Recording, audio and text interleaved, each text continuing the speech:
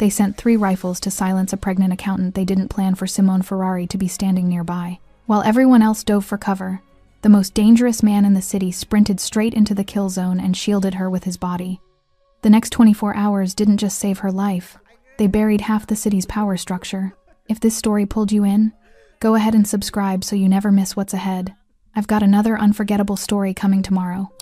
And while you're here, drop a comment and tell me where you're watching from. I love seeing people tuned in from all over the world. Okay, let's get back into it.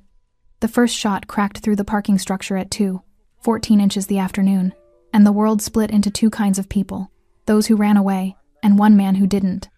Civilians scattered instantly. A woman dropped her groceries and sprinted for the stairwell. A man in a delivery uniform flattened himself behind a concrete pillar, hands over his head, eyes squeezed shut.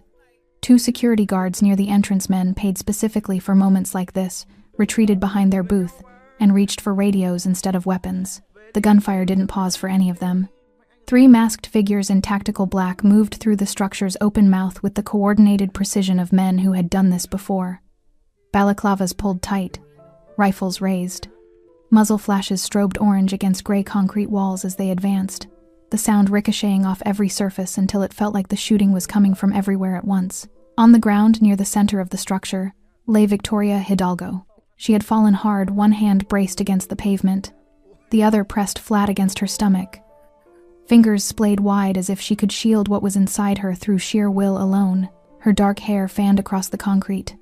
Her black top was pulled tight across 8 months of pregnancy, and her face, pale, sharp-featured, dark-eyed, was twisted not with panic but with something more terrifying than panic.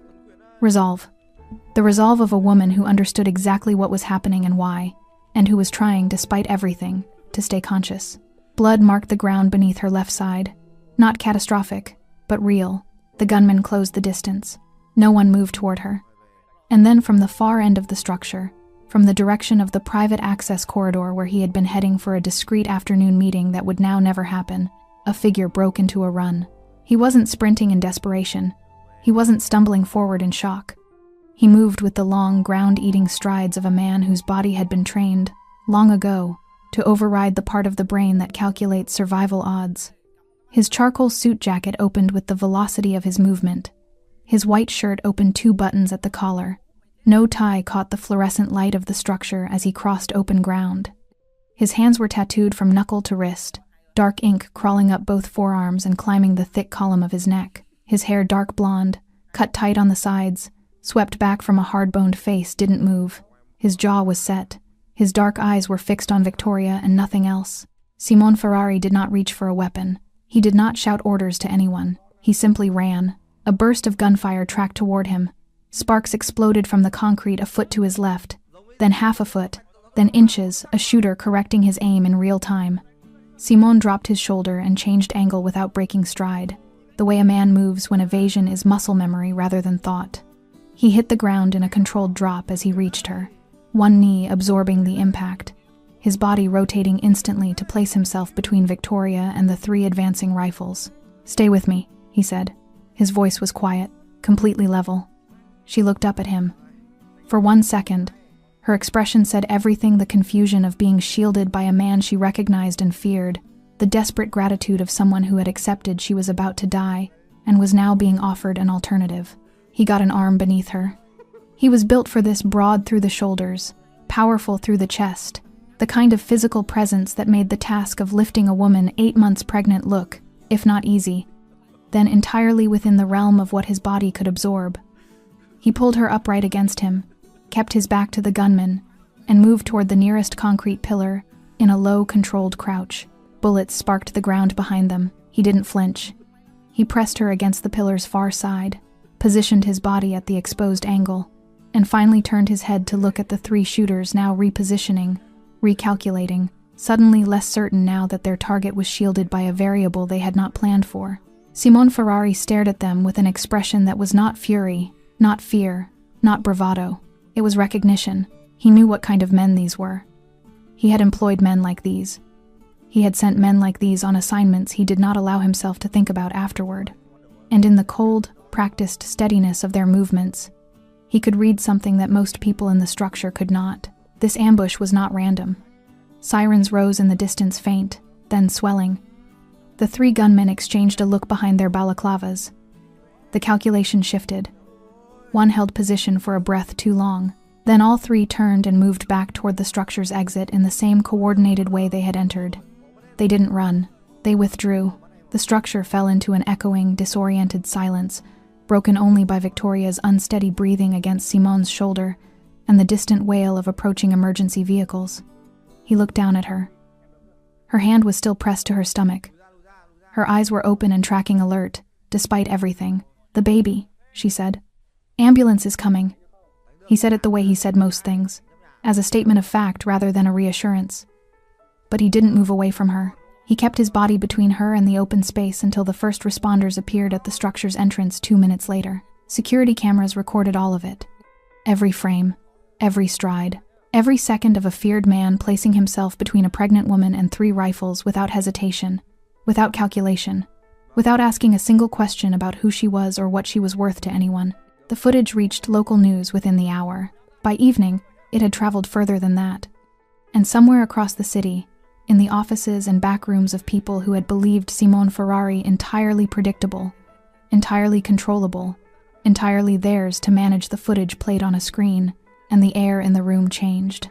Because the man they had built their plans around had just done something none of their plans had accounted for. He had chosen someone else over himself, and that changed everything. The footage played on a loop across every screen in the city. But in a private office on the 14th floor of a building that appeared, on every public record, to belong to a legitimate import consulting firm, the screen had been dark for an hour. Simone Ferrari didn't need to watch the footage again. He had lived it. What he needed, sitting alone in a chair that cost more than most people's monthly rent, was to understand why watching it back made something move inside his chest that he had spent years making sure stayed still. He poured 2 fingers of scotch and didn't drink it. Outside, the city moved the way it always moved, indifferent, continuous, unaware of the architecture beneath its surface, the docks, the clubs, the financial channels that existed in the negative space between legal transactions, invisible to anyone who didn't know precisely where to look. Simone had built that architecture with the same cold patience he applied to everything. Not through violence alone, though violence had been present, early, when it needed to be. Through precision, through the disciplined understanding that power maintained quietly is power that lasts. He had been 26 when he inherited what remained of his father's network, a fractured, bleeding thing that rivals were already circling. He had been 30 when those same rivals stopped circling. Not because he had destroyed them, because he had made himself more useful to them than conflict would have been. That was the thing most people misunderstood about Simone Ferrari. He was not a man who ruled through fear alone. Fear was a blunt instrument. It required constant maintenance, constant escalation. Simone ruled through architecture, through making himself the indispensable center of arrangements that benefited enough powerful people that dismantling him meant dismantling themselves. Shipping manifests that moved through the southern docks bore his signature in the form of a silence, an absence of inspection, of delay, of questions. 3 private clubs in the city's financial district operated under licenses tied to holding companies that traced back, through 4 layers of corporate paperwork, to accounts he controlled. A network of offshore channels moved money for men whose public faces appeared on charitable foundation boards and city council agendas. His consigliere, Rafael Duarte, 10 years his senior, silver-haired, precise, managed the human element, the relationships, the diplomacy, the careful stroking of egos that Simone had no patience for.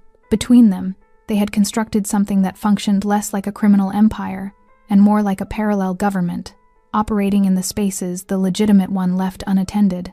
Simone set the glass down without drinking. He thought about the woman on the concrete, her hand on her stomach, the particular quality of her stillness, not the stillness of someone who had given up, but of someone conserving what little they had left for what came next. He had seen that quality of stillness once before.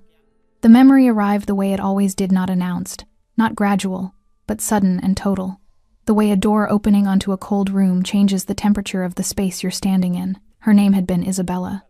She had been the only person in Simone's adult life who had looked at him, at all of him. The suits and the silence and the weight that lived behind his eyes, and had not looked away. She hadn't romanticized what he was. She hadn't pretended the danger wasn't real. She had simply decided, with the same quiet stubbornness she applied to everything, that she loved him anyway, that the man she saw beneath the architecture was worth staying for. They had been married 4 years when she became pregnant. The pregnancy had been without complication until the final weeks, when it wasn't. Simon had been in a meeting he couldn't leave, or had told himself he couldn't leave, which amounted to the same thing when the call came. By the time he reached the hospital, the decisions had already been made without him. Isabella hadn't survived. The baby hadn't survived. Simon had stood in a hospital corridor in his tailored suit, surrounded by people who feared him, and felt the precise moment that something fundamental inside him calcified, sealed over, became something harder and colder than it had been before, and he had decided not consciously, not in words, but in the way a man's body makes decisions that his mind ratifies later, that he would never again allow anything to matter that much. He had not spoken of it since. Not to Raphael.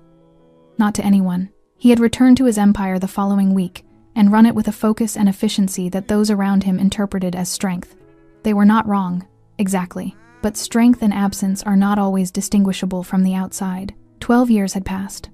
And then this afternoon, in a parking structure 3 blocks from the financial district, he had seen a woman in black fall to the ground with her hand pressed to her stomach, and 12 years of calcified silence had simply cracked open, the way stone cracks in cold weather, suddenly and without warning. He hadn't thought about Isabella in that moment. He hadn't thought about anything. He had just run.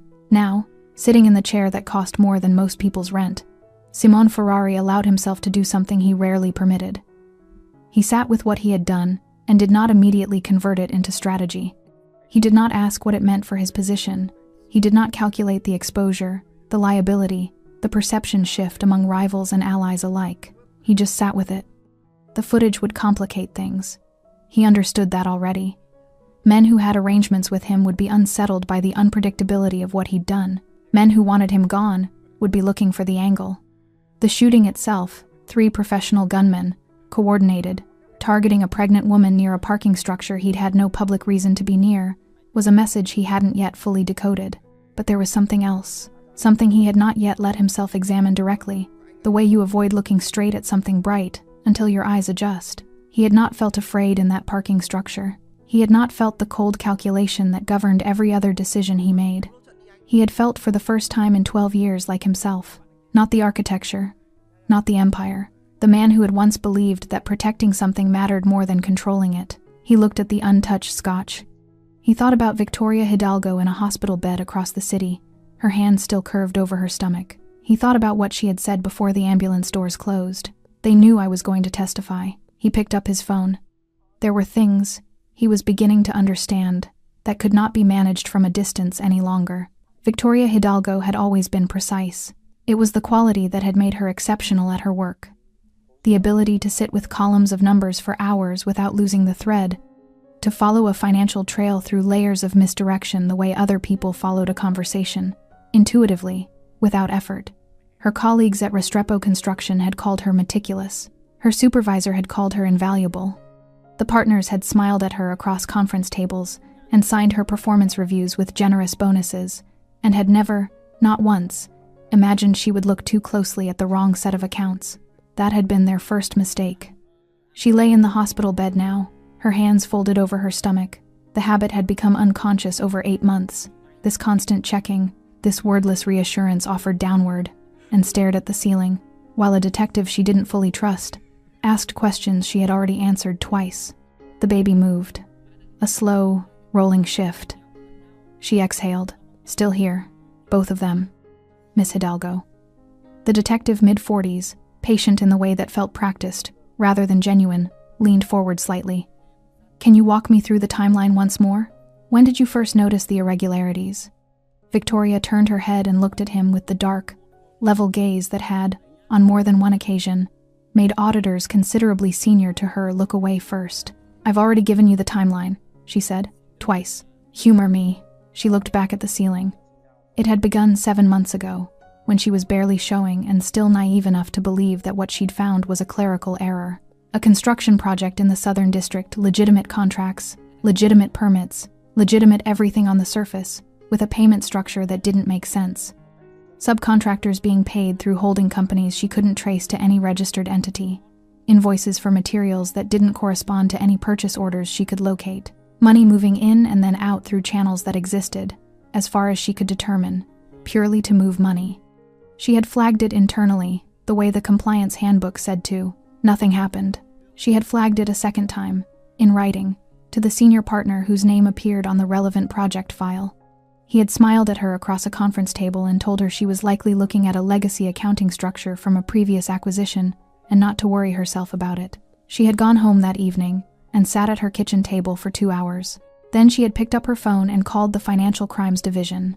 That had been 5 months ago. The investigation that followed was sealed, her identity protected, her cooperation confidential, her testimony scheduled for 3 weeks from now before a federal grand jury that was, she had been told, building a case that extended considerably beyond Restrepo construction. She had told no one, not her sister, not the colleague she sometimes had lunch with, not the man who was supposedly the baby's father, though that particular absence had resolved itself before she'd ever made the call he had left, before she started showing. And she had decided, with the same quiet finality she applied to decisions she'd already made, that she would not spend energy on regret. She had been careful, she had been precise, and someone had still found out. "The accounts," she said to the ceiling, answering the detective's question because answering it was what she could control right now. "I found the first irregularity in March. Payment routed through a shell company registered in a jurisdiction that doesn't require beneficial ownership disclosure. The amounts were structured to stay below reporting thresholds individually. Collectively, across 18 months of transactions, they represented approximately $4 million moving through the project's books without a traceable origin." The detective was writing. "That was the first layer," Victoria continued. "The second layer took me 3 weeks to map. The shell company receiving payments from Restrepo had a corresponding account that made distributions to 4 separate entities. One of those entities shared a registered agent with a company that held a lease on a building I recognized. A building on the docks." She paused. The detective looked up. "A building I recognized," she repeated, "because I had processed a separate lease payment for it 18 months earlier, from a different client file entirely. A client with no apparent connection to Restrepo or the Southern District project." "What was the client's name?" Victoria looked at him directly now. "It's in the materials I gave your financial crimes colleagues 5 months ago," she said, "along with the names of the city officials whose signatures appeared on permits linked to 3 of the 4 entities, along with the name of the law enforcement officer whose spouse is listed as a director of one of the shell companies." She let that sit for a moment. "I was thorough." The detective's expression didn't change, but something shifted behind it. "Good," Victoria thought. "Be uncomfortable. Someone in your building is in those files." She looked back at the ceiling. What she hadn't told the detective, what she hadn't told anyone, because she was still processing what it meant, was what she had recognized the moment Simon Ferrari reached her on the parking structure concrete. She knew his name. Everyone in the city knew his name, the way they knew the names of weather systems as a force you tracked and planned around, rather than something you engaged with directly. But she knew more than his name. Buried in the transaction records, she had spent 5 months mapping, in the network of shell companies and holding structures and silent financial arrangements. One name appeared at a remove of 3 corporate layers from a cluster of the most significant transactions. Ferrari-adjacent entities. That was how she had labeled them in her own notes. She had not yet determined whether his involvement was central or incidental, whether he was an architect of the laundering network, or simply a man whose infrastructure had been borrowed without his full knowledge by people with their own agenda. And then he had sprinted across open concrete to shield her from the men those same people had sent to silence her. She pressed her hands more firmly against her stomach. The baby moved again, stronger this time, an elbow or a knee tracing a slow arc against her palm, and Victoria felt the particular rush of fierce, uncomplicated love that had become, over 8 months, the only thing she was entirely certain of. "They knew I was going to testify," she said quietly, more to herself than the detective. "Miss Hidalgo, which means someone told them." She turned her head. Her dark eyes were steady and entirely without fear. The way eyes look when fear has already been processed and set aside in favor of something more useful. "Someone with access to a sealed federal investigation told them where I would be and when." The detective said nothing. Outside the hospital window, the city continued its indifferent movement. And in the sealed financial records, Victoria had spent 5 months assembling records that were, right now, sitting in a federal evidence vault, the full shape of what had tried to kill her this afternoon, was waiting, patient and precise, to be seen. Simone Ferrari did not sleep. He sat at the long table in the private room above the club on Meridian Street, a room that existed on no floor plan, accessed through a corridor behind the wine storage that his architect had been generously compensated to forget. And he worked through the night, the way he had always worked through problems that mattered, methodically, without emotion, one thread at a time. By 3 a.m, 4 burner phones sat disassembled on the table. A laptop running through an encrypted server displayed transaction logs, internal communication threads, and a map of his organization's current operational structure. 2 tumblers of scotch sat untouched at his elbow. A single lamp threw a pool of amber light across the documents spread before him, and outside the city breathed its nighttime breath, slow and unaware. He had started with the most basic question. How had 3 professional gunmen known that Victoria Hidalgo would be at that parking structure at that specific time, on that specific afternoon? The answer required working backward. Victoria's movements would have been known to the federal investigation handling her testimony. That circle was small and theoretically sealed. Beyond that, her daily patterns, workplace, routes, appointments would have been known to a much smaller circle. People close to her, people watching her, or people watching him, because Simone had not been there by accident either. His meeting that afternoon, the discreet arrangement in the private access corridor of the parking structure, had been scheduled 4 days earlier through Rafael Duarte, a routine coordination meeting with a financial intermediary who managed one of the offshore distribution channels. The kind of meeting that appeared on no calendar, was communicated through no traceable message, and was known to exactly 3 people: Simone, the intermediary, Rafael. He pulled up the internal communications thread from the past 2 weeks and read it the way he read everything, not for what was there, but for what wasn't. The intermediary had confirmed the meeting location. Rafael had relayed the confirmation. Standard, clean, unremarkable. Except, Simone leaned forward. The confirmation from the intermediary had come through at 11 a.m, 4 days prior. Rafael had relayed it to Simone at 2 p.m. of the same day. A 3-hour gap that had never registered as significant because 3-hour gaps in communication were normal, were human, were the texture of ordinary days. But Simone pulled the intermediary's original message timestamp again and read it carefully. The message had been sent from a device registered to a server location in the financial district. He cross-referenced that server location against his own records, the meticulous, obsessive records he kept of every digital footprint connected to his operations, because information was the only currency that never depreciated.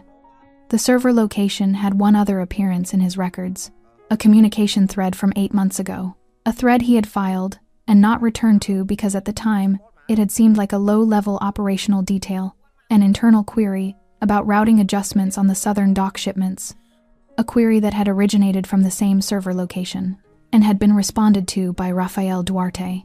Simone sat back. He did not move for a long time. He was not a man who reached conclusions emotionally. He had seen, over the years, what happened to men who confused suspicion with proof, the cascade of wrong decisions that followed, the collateral destruction, the enemies manufactured from allies through nothing more than paranoia. He had disciplined himself against it the way you discipline yourself against any dangerous reflex. But this was not suspicion. This was a thread, pulled carefully from the fabric of 10 years of trust, unraveling into a shape he recognized. Rafael Duarte had been with him since the beginning, had managed the human architecture of the empire with a precision and loyalty that Simone had never had reason to question, had sat across from him at this same table through negotiations that had reshaped the city's underworld, through crises that had demanded absolute trust between them, through the silent period after Isabella, when Simone had barely spoken, and Rafael had simply continued working as though normalcy were a thing he could hold in place through sheer professionalism. 10 years, and somewhere in those 10 years, something had shifted. Simone forced himself to continue pulling the thread rather than stopping where it hurt. He cross-referenced the server location against financial records. The offshore distribution channel that the intermediary managed, the one the Meridian Street meeting had been about, showed routing adjustments over the past 18 months that he had approved without granular review, because Rafael had presented them as administrative optimizations, and Simone had trusted the assessment. He reviewed them granularly now. An hour later, He had identified approximately $6 million that had moved through his network's channels in ways that didn't serve his network's interests. Money that had passed through his infrastructure like water through a pipe, using his organization's architecture, his organization's protection, his organization's silence, and had deposited itself in structures he did not control and had not authorized. Someone had been using him, not fighting him, not rivaling him, using him, his empire, as a vehicle, his reputation as a shield, his infrastructure as a laundry. And the attack on Victoria Hidalgo, the sealed federal witness whose testimony would expose financial trails, suddenly made a different kind of sense. It wasn't just about silencing her, it was about triggering a response from him. If Victoria died in that parking structure, the investigation would intensify. Fingers would point toward the criminal figure who had been present at the scene. The financial trails in her evidence files, trails that ran through Ferrari-adjacent entities, would be interpreted not as evidence of a man being used without his knowledge, but as evidence of a man eliminating a witness. The plan had been elegant and entirely ruthless. Kill Victoria. Frame Simon. Ignite a conflict between his fractured allies and the rival factions now emboldened by his apparent exposure. Remove him in the chaos either through law enforcement or through the violence that would follow. And Rafael Duarte, silver-haired and precise and trusted absolutely, would step into whatever remained. Simon closed the laptop.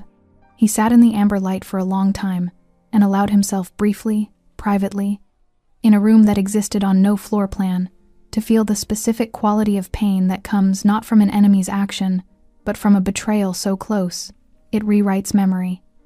Every conversation, every shared silence, every year of a partnership he had believed was real. Then he set it aside, not because it didn't matter, because what he did next mattered more. He picked up the one phone that was still assembled, a number known to no one in his organization, and held it in his tattooed hand for a moment. The city had spent 12 years fearing Simon Ferrari. It was about to be surprised by him. He began to dial. He wore the same suit. That detail would matter to people later. The journalists who picked it apart, the commentators who debated its significance, the ordinary citizens who watched the footage on their phones and couldn't stop talking about it. The same charcoal suit he had worn in the parking structure. The same white shirt, open 2 buttons at the collar. The same polished black shoes that had carried him across, sparking concrete toward 3 rifles without hesitation. He had not changed. Whether that was deliberate or simply the result of a man who had spent the night working through betrayal and arrived at dawn with no patience left for performance, no one who watched the footage could say for certain, but it registered. It stayed with people. The idea that he had moved from that parking structure through a sleepless night of reckoning and arrived at the front steps of the central precinct without pausing to reconstruct himself into something more presentable. He arrived at 7:43 inches the morning. The press was not there yet. That would come later, when someone inside the building made a call they shouldn't have, and the vans arrived, and the cameras assembled, and the footage began its journey across every platform and screen in the city. But in the moment Simon Ferrari pushed through the precinct's front door, both hands visible, nothing in them, moving with the same unhurried deliberateness that characterized everything he did. The lobby held only a desk officer, 2 detectives arriving for the morning shift, and a custody sergeant who looked up from his coffee and did not immediately process what he was seeing. Simon stopped at the front desk. "I need to speak with federal coordination," he said. "Not local, federal." The desk officer stared at him. "My name is Simon Ferrari." He said it the way he said everything, quietly, without emphasis, as a statement of fact, rather than an announcement. "I believe you know who I am." The lobby went very still. They put him in an interview room on the 3rd floor. Not a holding cell, not yet, because the duty supervisor who made that call was experienced enough to understand that the legal architecture around what was happening needed to be constructed carefully and quickly, and that a misstep now could compromise everything that followed. Simon sat in the chair with his forearms on the table, hands folded, and waited with the patience of a man who had conducted 1,000 negotiations in rooms designed to make him feel at a disadvantage. The federal coordinator arrived 40 minutes later. A woman mid-50s, compact, with the particular quality of stillness that Simon recognized as belonging to people who had spent long careers in rooms exactly like this one. She sat across from him without preamble and placed a recording device on the table between them. "Mr. Ferrari." "I have conditions," he said. "I'm sure you do." "One condition," he corrected. "Federal protection for Victoria Hidalgo. Immediate." Not a patrol outside her hospital room. Actual protection relocation, identity security, witness protocol, for her and her child. The coordinator looked at him for a moment. That's your opening position. That's my only position. Everything else is negotiable. That isn't. Another moment passed. What are you offering in exchange? Simon reached into his interior jacket pocket and placed 3 encrypted drives on the table. Then a folded document, handwritten, dense with names and figures and dates. Then a 4th drive, smaller than the others, which he set apart from the group. 18 months of internal financial communications, he said, indicating the first 3 drives. Transaction records across 6 offshore channels. The routing structures used to move approximately $40 million through infrastructure associated with my organization infrastructure. I did not authorize for that purpose. He touched the folded document. Names, dates, corresponding positions within city government and law enforcement. He looked at the coordinator steadily. The 4th drive contains communications between a serving deputy commissioner and representatives of 2 rival syndicate factions, including communications that reference the planning of yesterday's attack. The coordinator did not reach for the drives. Not yet. She was too experienced for that. You understand, she said carefully, that the material on these drives, if authentic, implicates your own organization. Yes, and implicates you, by association, in financial crimes that carry... Yes. He didn't need the sentence finished. I'm aware of what I'm sitting in. I'm not here because I believe I walk away clean. I'm here because the alternative is allowing the people who tried to use my name to bury a pregnant woman to continue operating while I retaliate through channels that will cost more lives and resolve nothing. The coordinator was quiet for a moment. Outside the interview room, through the narrow reinforced window in the door, Simone could see movement building in the corridor, more people arriving, phones being consulted, the particular energy of an institution recalibrating in real time. There's one more thing, he said. He unfolded a 2nd document and placed it on the table beside the drives. Rafael Duarte, my consigliere. His voice remained level. He'll attempt to move within the next 48 hours when he realizes I've come in. There's a private airfield outside the city. Coordinates are on that document where he has an arrangement for emergency departure. He'll go there. A pause. Don't let him leave. The coordinator looked at the document. Then at Simone. You're giving up your own man. Simone held her gaze. He gave me up first. The press arrived at 9:15. By then, the footage from a lobby security camera, someone's call, someone's phone, someone's moment of poor judgment or deliberate agenda, had already reached 3 local outlets simultaneously. By 9:30, it was national. By 10 o'clock, the image was fixed in the city's collective consciousness with the permanence of things that cannot be unseen. Simon Ferrari, in his charcoal suit, hands visible and empty, walking through the front door of the central precinct. The feared kingpin. Voluntary, unhurried, carrying evidence that would dismantle the empire he had built with 12 years of cold precision. The city divided instantly, the way cities divide when something ruptures the familiar narrative. Half saw strategy, a cornered man controlling the terms of his own capture. Half saw something they couldn't quite name, something that sat uncomfortably close to conscience. In a hospital room across the city, Victoria Hidalgo watched the footage on a small mounted screen and pressed her hands flat against her stomach and said nothing for a long time. Then she said, quietly, to no one in particular, "He actually did it." The baby moved beneath her hands. Outside her room, 2 federal agents had already taken position in the corridor. The raids began at dawn on the 3rd day. Not the tentative, procedural kind, the kind that announced themselves with paperwork and courtesy calls to legal teams, and the careful choreography of institutions that feared being wrong more than they feared being slow. These were federal. Coordinated across 11 locations simultaneously. Timed to a precision that reflected weeks of preparation, suddenly unleashed by 48 hours of the most significant intelligence transfer the city's financial crimes division had received in a decade. Simon's encrypted drives had not merely opened doors, they had removed walls. The first location was a luxury residential tower in the financial district's northern edge, the kind of building where the concierge knew every resident by name, and the security desk required biometric confirmation for visitor access. At 5:47 inches the morning, that security desk was bypassed by federal warrant, and 12 agents moved through the lobby with the quiet efficiency of people who had rehearsed this specific sequence enough times That urgency no longer required noise. The penthouse on the 31st floor belonged, on paper, to a property holding company registered in a jurisdiction that asked few questions. In practice, it was where Deputy Commissioner Harold Price kept the life that ran parallel to his decorated public career: the encrypted communications equipment, the secondary financial records, the carefully maintained distance between who he was at a podium and who he was in private arrangements with men whose names appeared in federal indictments. Price was still asleep when they came through the door. He was led out in handcuffs at 6:15, past the concierge who had greeted him by name every morning for 4 years, into a gray dawn that held no courtesy and no choreography. The image reached the press by 7. The second location was Simon's own shipping operation on the southern docks. He had expected this. Had, in fact, included the operational details in the documentation he surrendered: the manifest irregularities, the inspection arrangements, the names of port officials whose cooperation had been purchased over years with the kind of patience that doesn't appear on any financial record. He had handed them the architecture and told them where every load-bearing wall was, watching it come down. From a federal holding facility across the city where he remained in a custody arrangement that was neither comfortable nor punitive but simply procedural, Simon felt something he did not immediately have a word for. Not regret, not satisfaction. Relief, perhaps.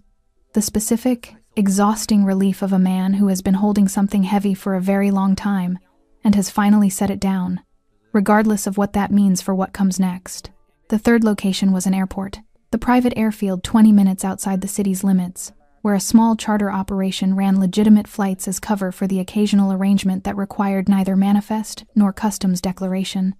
The coordinates Simon had provided were precise, because Simon's information was always precise. Rafael Duarte arrived at the airfield at 6:52 inches the morning. He was dressed for travel: a gray overcoat, a carry-on case that federal analysts would later determine contained 3 passports issued under different names, approximately $80,000 in mixed currency, and a secondary encrypted device that took the digital forensics team 11 hours to crack. He walked toward the charter terminal with the unhurried confidence of a man who believed his arrangements were still intact. They were not. 4 federal vehicles were already positioned across the access road when Rafael's car turned through the airfield gate. He stopped, sat for a moment in the stillness of a man whose calculations have just returned an outcome he did not anticipate. Then he stepped out of the car with his hands raised slowly, precisely, with the particular dignity of someone who understands that the performance of composure is the last form of control available to him. He was in custody by 7/8. He did not speak during the arrest, did not ask questions, did not, as far as the arresting agents observed, display anything resembling surprise. What he displayed, in the brief moment before he was placed in the vehicle, was something one of the agents described later in a debrief as recognition. The expression of a man who had known, on some level, that this particular morning was always going to come and had simply been running the clock until it did. By midday, the cascade had reached the levels Simon's documentation had promised, and the federal task force had believed but not entirely anticipated. 2 city council members were contacted for voluntary interviews and arrived with lawyers. A senior figure in the Financial Crimes Division itself, a name that appeared 3 layers deep in the transaction records, connected to a shell entity through his brother-in-law's business registration, was placed on administrative suspension, pending investigation. 3 private banks received simultaneous account freeze orders that locked approximately $60 million across instruments connected to the network. The empire didn't fall dramatically. It collapsed the way financial structures always collapse, not in a single moment of visible destruction, but in the cascading failure of interdependencies, each one pulling the next. The whole architecture coming apart in sequence, because the architecture had been built on the assumption that its center would hold. The center had surrendered itself. Across the city, in offices and corridors, and the private rooms of people who had believed themselves insulated by enough layers of separation and enough years of careful arrangement, phones were silenced, meetings were canceled, and the particular quality of fear spread that belongs to people who have built comfortable lives on foundations they always knew were wrong. In the hospital, Victoria Hidalgo watched the news coverage with the sound turned low. She watched Price's image, the deputy commissioner in his decorated uniform, now in handcuffs on the steps of his building, and felt not triumph but something quieter and more complicated.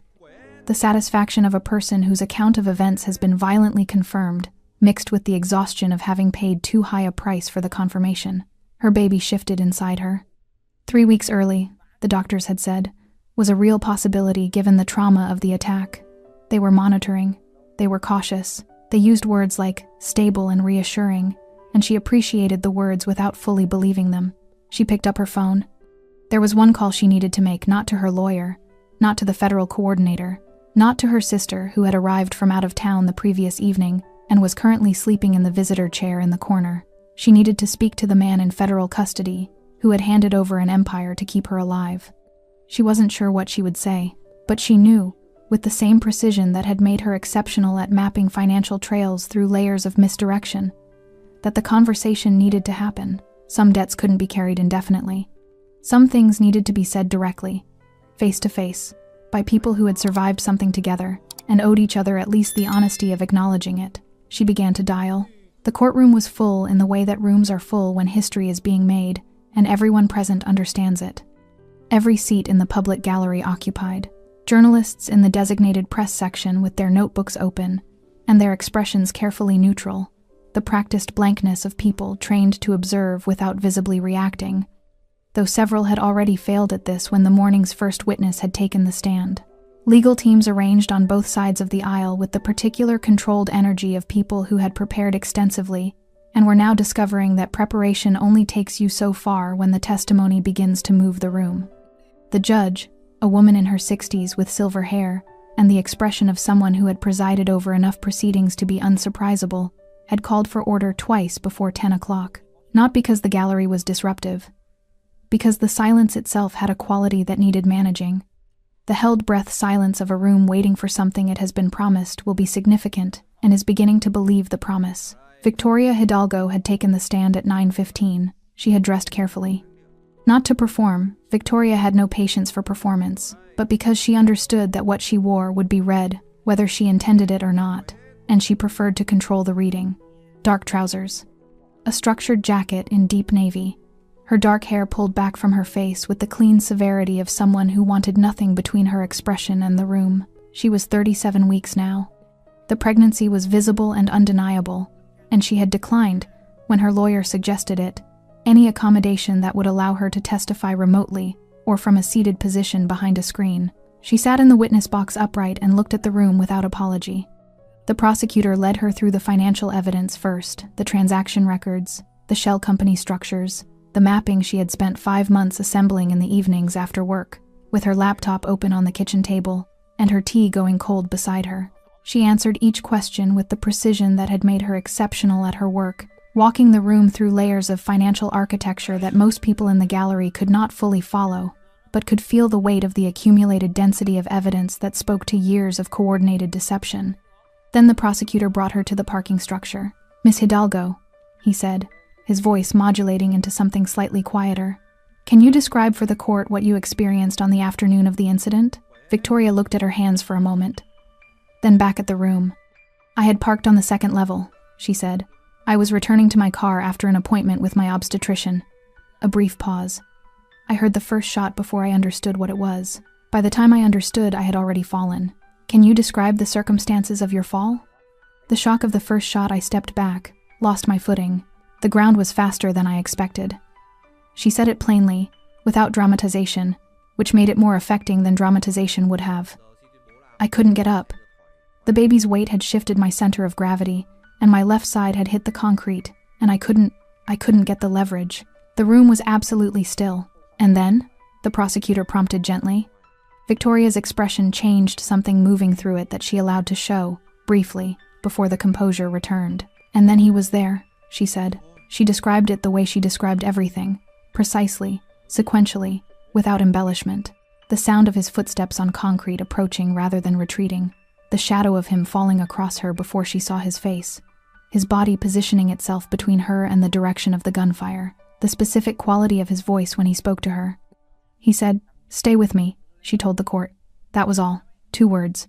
And then he lifted me. She looked at the room steadily. "I want to be clear about something," she said, without waiting for the next question. "I recognized him. I knew who he was. And in that moment, knowing who he was made what he was doing more significant, not less, because a man with his resources, his instincts, his entire history of self-preservation, that man running toward gunfire, made no rational sense. She paused, which meant it wasn't rational. It was something else. The prosecutor let the silence hold. Then he said quietly, "Thank you, Miss Hidalgo." Simon took the stand at 11. He moved through the courtroom with the same unhurried deliberateness that had characterized every public appearance since the morning of his surrender, the charcoal suit replaced today by something equally precise, equally dark, a man who understood that presentation was a form of language and had chosen to speak clearly. His tattooed hands rested on the railing of the witness box. His dark eyes moved across the room once, taking inventory, then settled on the prosecutor with the focused stillness of someone prepared to be fully present for what came next. The prosecutor walked him through the financial testimony efficiently, Simon's account of how his infrastructure had been used without his authorization, the timeline of his realization, the decision to surrender rather than retaliate. Simon answered in the same quiet, factual register he used for everything, and the room leaned forward slightly, with each answer in the involuntary way of people hearing something they hadn't expected to believe and finding, despite themselves, that they did. Then the prosecutor paused, looked at his notes, looked back at Simon. "Mr. Ferrari," he said, "I have one final question." Simon waited. "On the afternoon of the incident in the parking structure, when you saw Miss Hidalgo on the ground, why did you run toward the gunfire?" The courtroom held its breath. Simon was quiet for a moment. Not the silence of a man constructing an answer. The silence of a man deciding how much of the true answer to speak aloud in a room full of people who would record and interpret and carry it back out into the world. Then he said, "She was carrying a future." His voice was low and entirely steady. "I've taken enough from this city. I wasn't going to let it take that."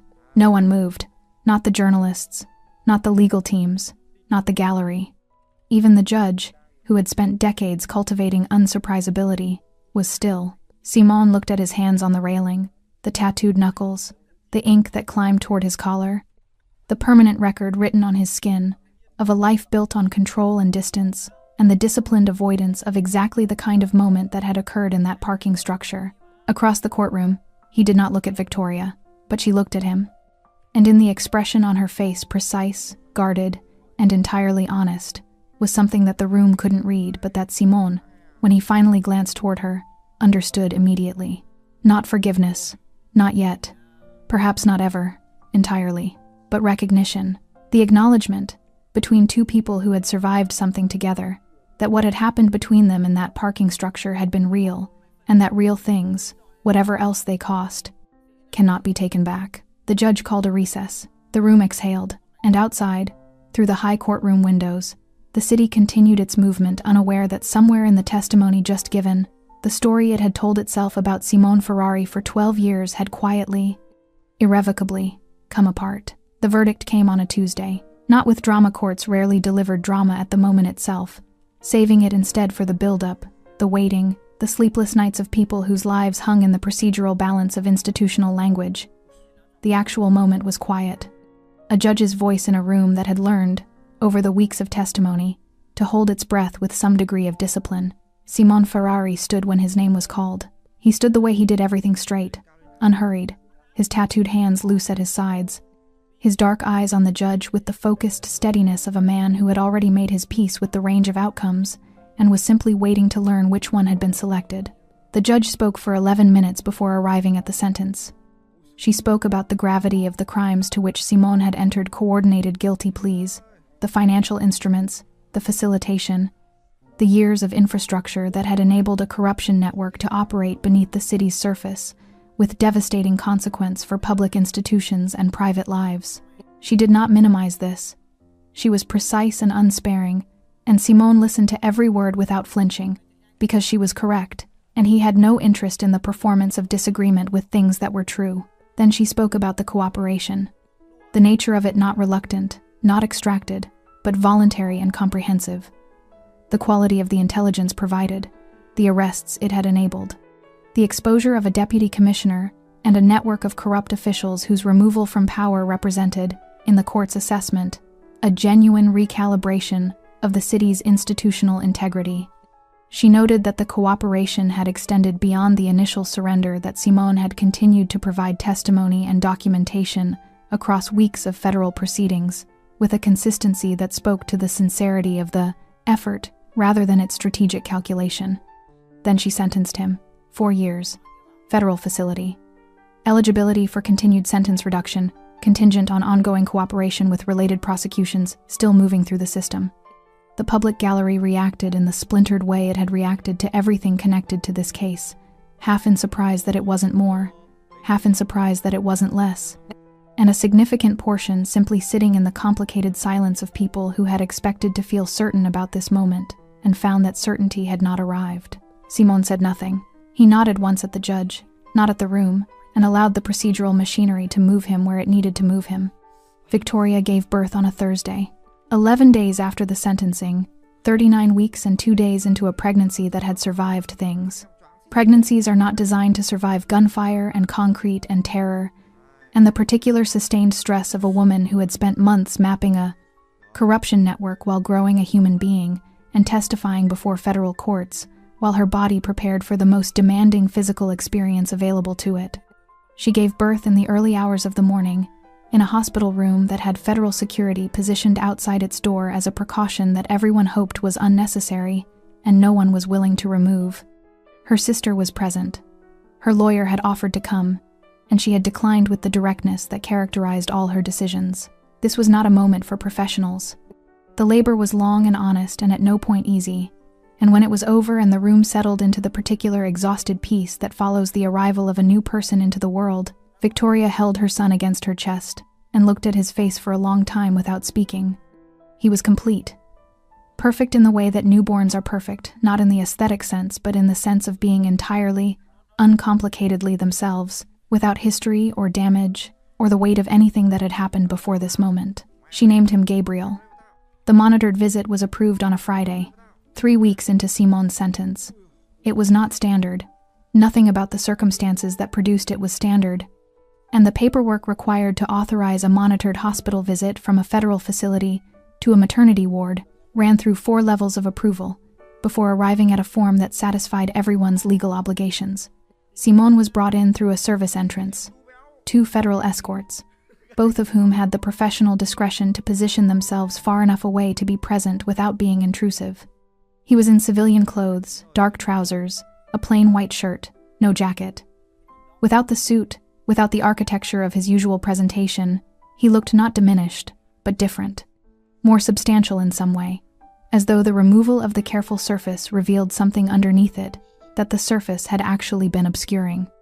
Victoria was sitting up in the bed when he entered. Gabriel was in the bassinet beside her, asleep with the total commitment to unconsciousness that belongs only to the very new. She watched Simon cross the room and stop at the bassinet. He looked down at the baby. He stood there for a long time without speaking, without moving, with an absolute stillness that was entirely different from the controlled stillness he used in negotiations and courtrooms and the calculated silences of power. This stillness had no strategy in it. It was the stillness of a man standing in the presence of something that had temporarily suspended his capacity for language. Gabriel slept on, indifferent and perfect. "He's healthy," Victoria said. Not a question. A statement offered as a gift the information she understood he needed and hadn't known how to ask for. Simon's jaw moved. He nodded once. His hands, the tattooed hands that had shielded her body from rifle fire, that had placed encrypted drives on a federal table, that had rested on a witness box railing, while he told a silent courtroom that she had been carrying a future. His hands remained at his sides. He didn't reach into the bassinet. She noticed this. "You can," she said quietly. He looked at her. Something crossed his face, brief and unguarded. The expression of a man who has been offered something he wants and is uncertain whether accepting it is something he's permitted to do. Not by the legal arrangement, by something older and interior and far less negotiable than federal guidelines. "I'm all right," he said.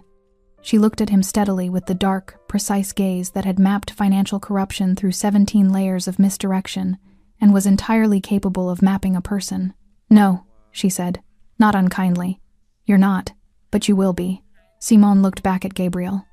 The baby's chest rose and fell with the easy rhythm of someone for whom breathing was still new and therefore required full concentration. One small fist rested against his cheek. His face, in sleep, held no knowledge of parking structures or corruption networks or the complicated man standing over him who had made his presence in this world more likely through an act that defied everything that man's life had been built upon. Simone Ferrari stood in a hospital room in civilian clothes, with 2 federal escorts positioned discreetly by the door.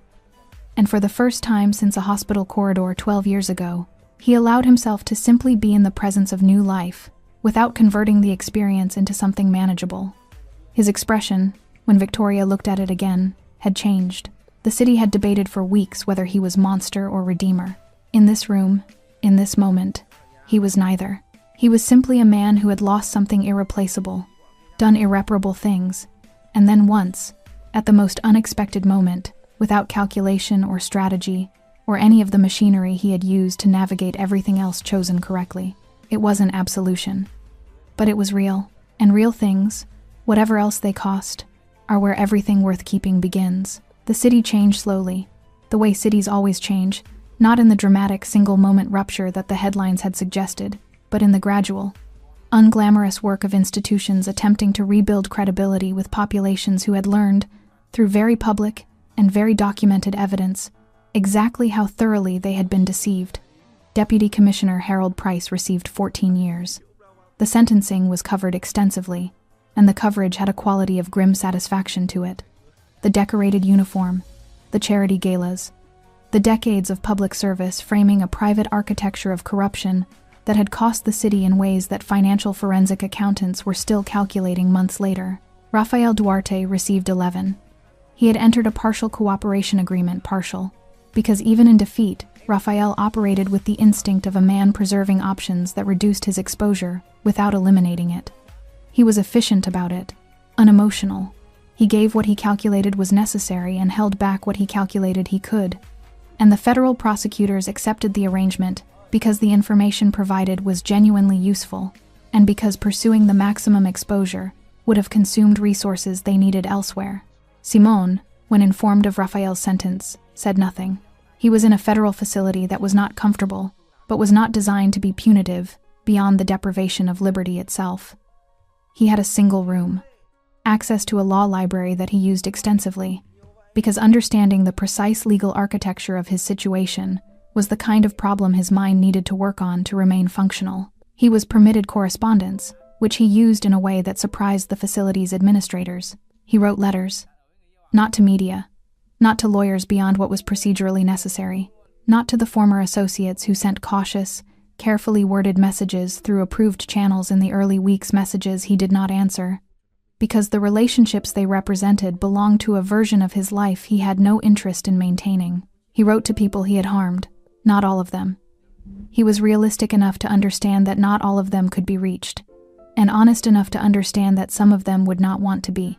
But where he could identify a specific person, a specific consequence, a specific harm that traced back to a decision he had made or an arrangement he had enabled, he wrote. The letters were not performances of remorse.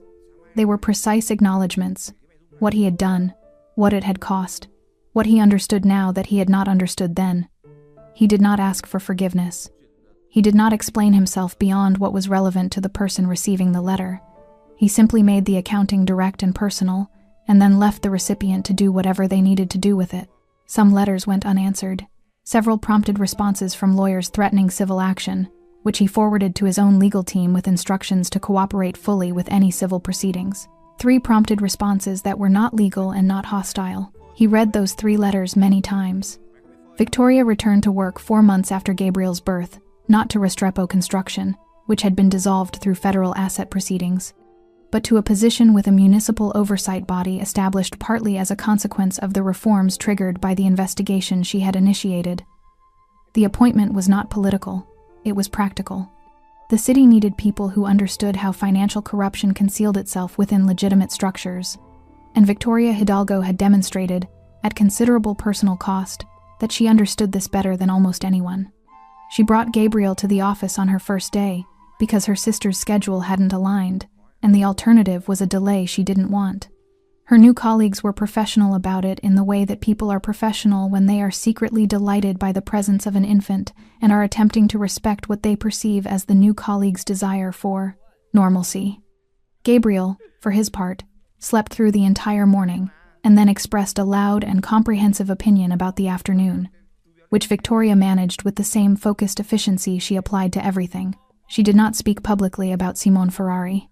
When journalists asked, and they asked, periodically, because the story had not lost its capacity to generate interest, she declined with a directness that communicated clearly that the declination was final. What she thought about him, she kept for herself. What she knew, and she knew it with the same precision she brought to financial mapping, the same ability to follow a trail through layers of misdirection to what was actually true at the center, was that the morning in the parking structure had not been strategy. She had been an accountant for 11 years. She understood the difference between a calculated investment and an instinctive act. She had reviewed, in her professional capacity, enough human behavior expressed through financial records to understand what people did when they were genuinely afraid versus what they did when they were performing courage. Simone Ferrari had been genuinely afraid. Not of the bullets, of what would happen if he didn't move. That was the thing she had never said publicly, and had no intention of saying publicly. It belonged to the parking structure, and the hospital room, and the space between two people who had survived something together, and owed each other, at minimum, the honesty of not reducing it to something simpler than it was. Gabriel grew. He had dark eyes and a serious expression when he was concentrating, and an enormous, unguarded laugh when something surprised him with delight. Victoria watched him and thought, sometimes, about what it means to choose correctly once, just once, after a long time of choosing otherwise. Whether once is enough, she had not arrived at a final answer, but she found herself believing, more often than not, that the question itself was worth sitting with. The foundation had no name attached to it publicly. Its registration documents listed a legal entity, a numbered company managed by a law firm whose partners had agreed, as a condition of their engagement, to maintain the anonymity of the directing mind behind it. Its stated purpose was the provision of legal support, financial restitution, and transitional assistance to individuals and families who had been directly harmed by organized criminal activity within the city over the preceding 15 years. The city's legal community knew, because legal communities always know, who was behind it. They did not say so publicly. There was no advantage in saying so, and a certain complex professional satisfaction in the discretion in being part of a story that the public would eventually piece together, and that was better for being pieced together gradually than announced. The Foundation's first year of operation assisted 43 individuals. The funding came from the voluntary dismantling of offshore accounts that had survived the federal asset freeze instruments held at enough legal distance from the prosecuted entities that recovering them through official proceedings would have taken years. Simone had directed their liquidation through his legal team before the distance could be tested. No credit, no announcement. Just money moving from where it had been accumulated to where it was needed, through channels that were, for the first time in his adult life, entirely legitimate. Simone was released on a gray morning in early spring. The sentence reduction had come through 2 months ahead of the original eligibility date, the result of continued cooperation with 3 related prosecutions that had extended the federal investigation well beyond its original scope, dismantling networks in 2 adjacent cities whose connections to the original corruption architecture had only emerged through the depth of Simone's knowledge of how that architecture had been constructed.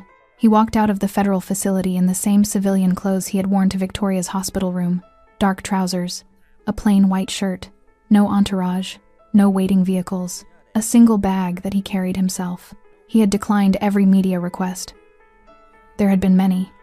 The story had not diminished in the public's appetite for it. If anything, the time had clarified it into something more compelling, the way distance clarifies landscape.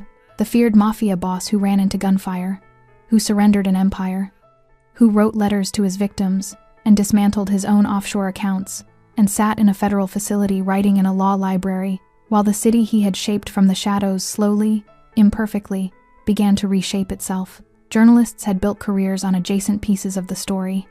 Simone had no interest in providing the center of it. He took a taxi to an apartment arranged by his legal team, modest, functional, in a neighborhood that held no significance to his former life. He set his bag down, made coffee, stood at the window for a while looking at the street below, at the ordinary movement of ordinary morning, at the city that had feared his name and debated his nature, and was now, apparently, prepared to let him exist within it as something it didn't have a clean category for. He was all right with that. He was sitting on a bench in the park near his apartment when he saw them. He hadn't planned it. He had come to the park because the apartment was quiet in a way that required interrupting, and the park was where the city's ordinary life expressed itself most directly. Dogs and children and people moving through their days, without awareness of being observed. Victoria was walking the path that curved along the park's eastern edge. Gabriel was strapped to her chest in a carrier, facing outward, his dark eyes moving across everything with the intense, indiscriminate fascination of a child for whom the world is still entirely new. Simon did not stand.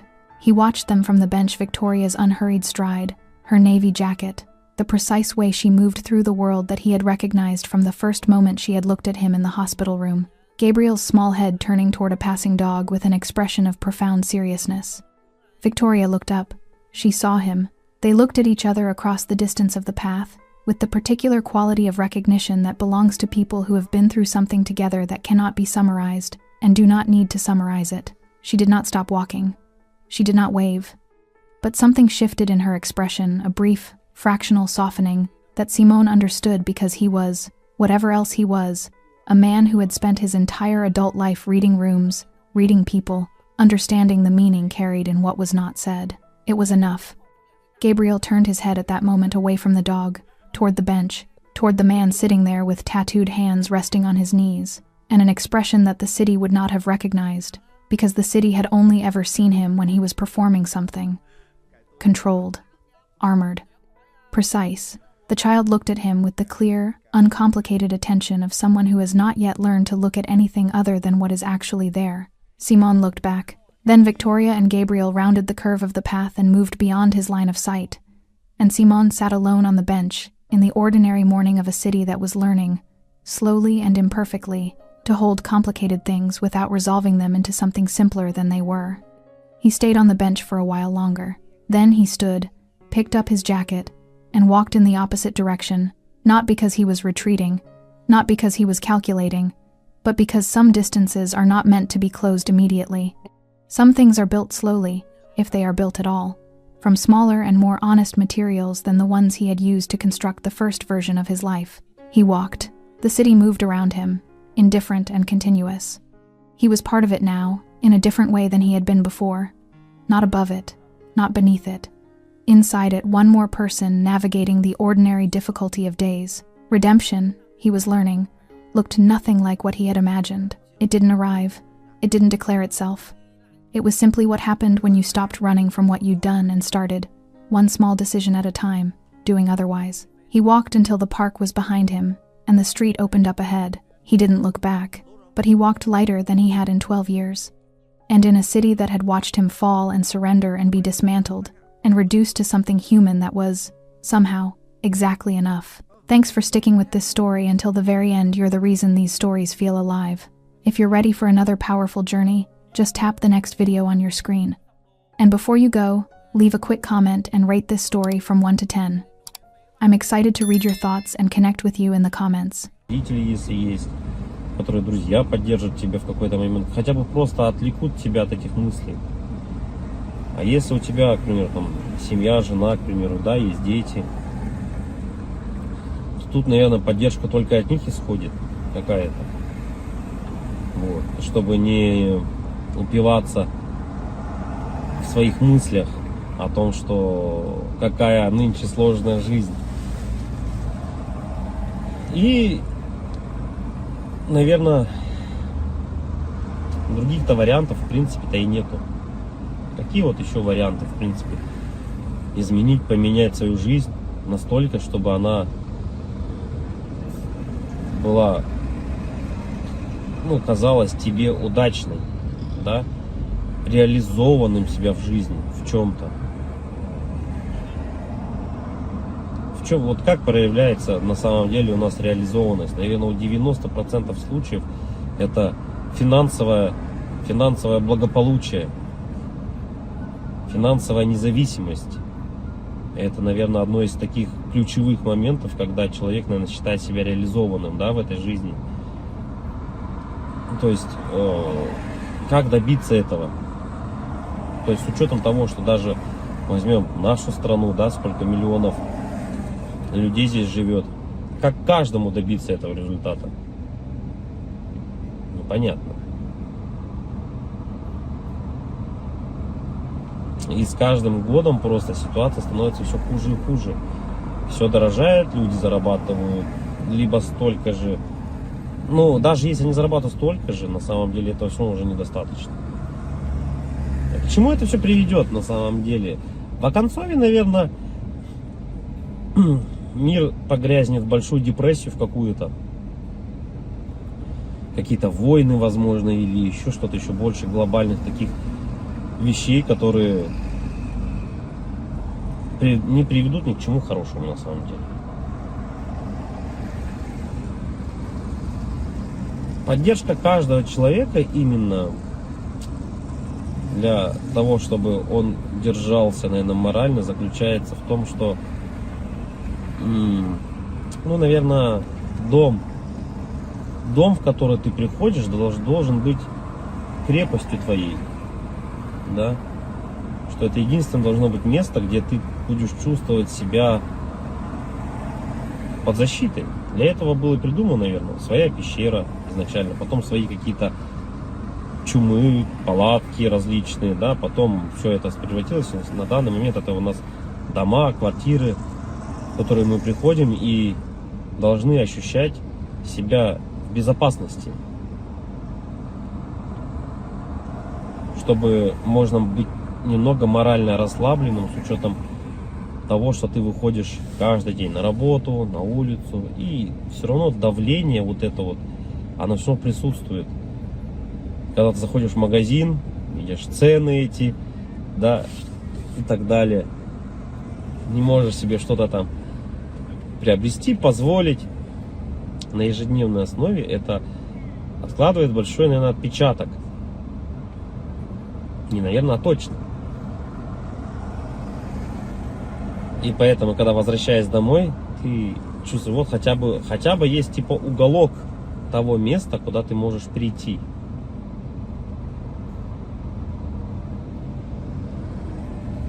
Уголок на самом деле человеку много тоже не надо.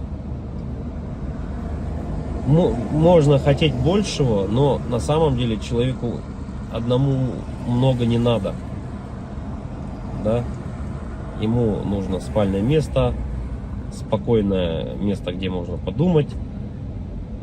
Ну, это когда ты один, к примеру, да? Когда у тебя есть семья, к примеру, ты приходишь домой, опять-таки, тут хотя бы, да, поговорить о каких-то вещах.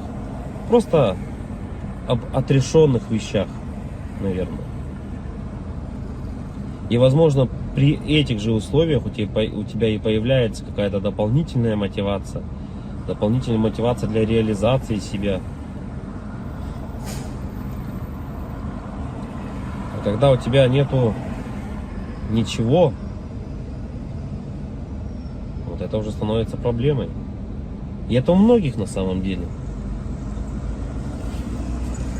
Что значит не иметь ничего?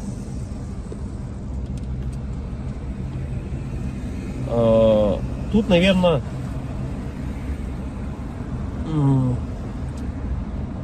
самое главное, дизмораль у человека еще возникает при том, что это уже, наверное, где-то в глубине души даже она возникает при даже хорошей финансовой подушке такой, которая у тебя есть, хороших финансовых деньгах, да, то есть, но нету вот внутреннего ощущения, к примеру, дружбы, семьи, любви и так далее.